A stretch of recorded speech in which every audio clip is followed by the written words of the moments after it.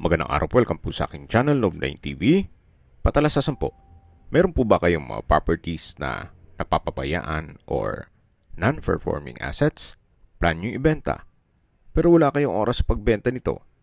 Kung ito'y pagkakatiwala nyo po sa amin, tawag lang po kayo sa aking numero, usap po tayo, gawin ko po ng video for free. Yes, libre po, wala po kayong babayaran. Tutulungan pa namin kayong mabenta ang inyong property.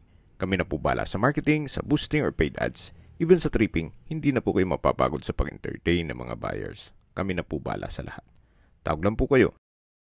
Nandito po tayo ngayon sa General Trias, Cavite, kung saan meron po tayong bagong video presentation.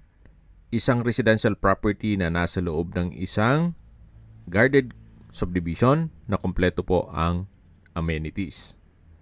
Gaya nitong clubhouse, then meron pong park and playground, basketball court, function hall, swimming pool, at marami po pong iba. Sa mga naghahanap po ng murang bahay at lupa dito sa Cavite, ito na po yung hinahanap nyo. Mamaya po sa dulong parte ng video, pag-usapan natin ang presyo nito, pati distance, location, at travel time. Nandito na po tayo sa bahay na binebenta kung saan may lot area po ito na 66 square meters at may floor area na 40 square meters. 2-story, may 2 bedrooms, 1 toilet and bath. Then meron pong tindahan at covered carport. As is where is po ito. Kumbaga, what you see is what you get. Hindi na po may iwasan ng komento na may ipapagawa. Well, given na po. At ito'y second hand na bahay at binebenta sa murang halaga. Kung mahilig po kayong magtinda, may pwesto na po. May libangan na kayo at kumikita pa. Ito naman yung main gate. At kakasya po ang isang kotse o compact car. At yan naman po yung main door. Pasok po tayo. Naka-solid wood. Then dito naman po yung living area, yung dining area, at yung kitchen. Sa dulo po yung banyo. Maganda rin po ito para sa mga nagsisimula pa lang or mga single professional na sakto lang ang budget para sa isang house and lot or sa mga bagong kasal. Dito po sa likod ay malaki-laki pa ang espasyo dyan na ginawa nilang stock room. At dito naman po yung banyo. Yan po ulit yung kitchen, yung dining area, living area at sa dulo yung main door.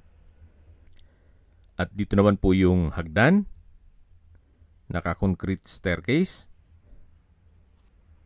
At dito po sa taas ay meron pong 2 kwarto. Hindi lang natin mapasok ito gawa ng may mga natutulog at may mga importanteng gamit din sila. Upon tripping po, ma-check natin yan. Sa distance, location at travel time portion na po tayo. Mula po sa Vista Mall General Trias, ang distance is 1.6 kilometers at ang travel time is 5 minutes. Mula naman po sa First Cavite Industrial Estate o FCIE, ang distance is 7.8 kilometers at ang travel time is 18 minutes. Mula naman po sa Lyceum of the Philippines, ang distance is 5.9 kilometers at ang travel time is 14 minutes. Mula naman po sa SM Dasma at Robinson's Mall at Asia Medic Hospital, ang distance is 9.8 kilometers at ang travel time is 27 minutes. Mula naman po sa Gentry Medical Center, ang distance is 7.1 kilometers at ang travel time is 19 minutes. Yan po yung lagi kong binabanggit sa inyo na dapat nyo i-consider sa paghanap ng property, yung meron pong malapit na hospital. Hindi ko naman po sinasabing sakitin kayo.